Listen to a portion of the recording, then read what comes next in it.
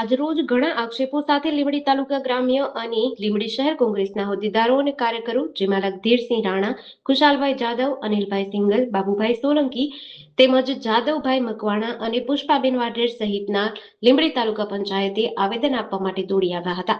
આવેલ હોદ્દેદારો અને અન્ય કાર્યકરોનો આક્ષેપ એવો હતો કે લીંબડી તાલુકાના ગ્રામ્ય વિસ્તારમાં જે ગામમાં કોંગ્રેસના સરપંચો છે એ ગામમાં સ્પષ્ટપણે અધિકારીઓ તેમજ ભાજપના નેતાઓ દ્વારા કામ નહીં કરવા સૂચના આપવામાં આવેલી છે. વિકાસના કામોમાં લગતી સામગ્રી ભાજપના મળતિયાઓ પાસેથી ખરીદવી, જો આમ નહીં કરવામાં આવે તો બિલ પાસ કરવામાં નહીં આવે જેવા આક્ષેપો સાથે કોંગ્રેસની મહિલાઓ સહિતના હોદ્દેદારો દોડી આવ્યા હતા. એવો પણ આક્ષેપ કર્યો હતો કે કોંગ્રેસી ગામોને પાકિસ્તાની ગામો ગણવામાં આવી રહ્યા છે. આ બાબતની ઉગ્ર રજૂઆત લીંબડી ઇન્ચાર્જ તાલુકા વિકાસ અધિકારી હરદેવસિંહ આવેદનપત્ર થકી રજૂઆત કરવામાં આવી હતી. ત્યારે કોંગ્રેસના હોદ્દેદારોએ જણાવ્યું હતું કે આવનાર 15 દિવસમાં જો આ પ્રશ્નોનો નિકાલ નહીં આવે તો તાલુકા પંચાયતની તાળાબંધી કરવામાં આવશે. કોંગ્રેસના હોદ્દેદારો દ્વારા ધારાસભ્ય ઉપર પણ આક્ષેપો કર્યા હતા. ત્યારે હવે જોવાનું એ રહ્યું કે આક્ષેપો કેટલા સાચા છે. શું અધિકારીઓ ભાજપની કઠપૂતળી છે? ભાજપ દ્વારા અધિકારીઓને અલગથી પગાર આપવામાં આવે છે કે શું ભાજપ દ્વારા અધિકારીઓને માનસિક ત્રાસ આપવામાં આવે છે? હાલ તો કોંગ્રેસે 15 દિવસમાં આ પ્રશ્નોનું નિરાકરણ લાવવા માટેની રજૂઆત કરી છે. આજે લીંબડી તાલુકા કોંગ્રેસ દ્વારા તાલુકા વિકાસ અધિકારીને એક આવેદન આપી અને અમે અલ્ટિમેટમ આપ્યું છે કે ભારતીય જનતા પાર્ટીના શાસનમાં કર્મચારીઓને આગળ કરી અને જે અન્યાય સરપંચોનો થઈ રહ્યો છે, સરપંચ લોકોના મતેથી ચૂંટાયેલો છે, કોઈ પાર્ટીના સિમ્બોલ ઉપર ચૂંટાયેલો નથી.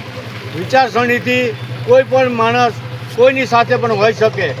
એનો અર્થ એવો નહીં કે વિકાસના કામની જે ગ્રાન્ટ હોય, વિકાસના કામો હોય એમાં ભેદભાવ રાખવો. હાલમાં ઘણા ગામના સરપંચોમાં કોંગ્રેસને માનનારા હોય છે. એમના ગામના કામ લઈને જ્યારે આવે છે ત્યારે કર્મચારીઓ દ્વારા એવો ઉદ્ધતાઈભરો જવાબ આપવામાં આવે છે કે તમે પ્રમુખ પાસે જાઓ અને પ્રમુખ કહેશે તો કરી દઈશ, નહીં તો તમારું કામ નહીં થાય, તમારે જ્યાં જવું અહીંયા જાઓ, જે થાય એ કરી લો. આ વસ્તુ અતિશય નિંદનીય છે, ગંભીર બાબત છે. લોકશાહીમાં આ ચલાવી લેવાય નહીં. કોંગ્રેસ આ માટે થઈને લડત આપી રહી છે અને અલ્ટિમેટમમાં આપેલું છે કે જો આવનારા સમયમાં બીજી કોઈ પણ ફરિયાદ અરજદારો દ્વારા કે સરપંચ દ્વારા આવશે તો અમે આ તાલુકા પંચાયતને તાળાબંધીનો કાર્યક્રમ આપશું. એટલે આવો ભેદભાવ કર્મચારીઓ ન કરે. ભ્રષ્ટાચારમાં છેવટ તો ભારતીય જનતા પાર્ટી ભ્રષ્ટાચારમાં તમે જુઓ એમ ગળાડૂબ છે, પણ કર્મચારીઓની મુશ્કેલીઓને અમે સમજી શકીએ છીએ. છેવટ તો કર્મચારીની સહીથી આ ભ્રષ્ટાચાર થાય છે. ત્યારે કર્મચારીઓને પણ આપના માધ્યમથી અમે ગુજરાતમાં કહેવા માગીએ છીએ કે તમે બધા હવે સમજી જાઓ તો સારું છે. નહીંતર કોંગ્રેસ તમને આ છેલ્લું અલ્ટિમેટમ આપે છે અને તમારા વિરુદ્ધ પુરાવા રજૂ કરી અને તમારી નોકરી ન જાય એટલો ખ્યાલ રાખજો.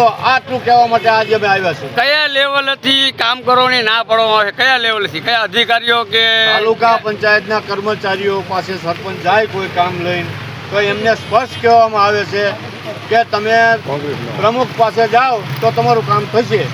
કોઈ પણ વિભાગમાં જાય, એવા માનો કે શૌચાલયનું કામ હોય, આવાસ યોજનાનું કામ હોય, એટીવીટીનું કામ હોય, આવા બધા કામમાં જે કર્મચારી પાસે સરપંચ જાય છે તે આવા જવાબ એમને આપવામાં આવે છે.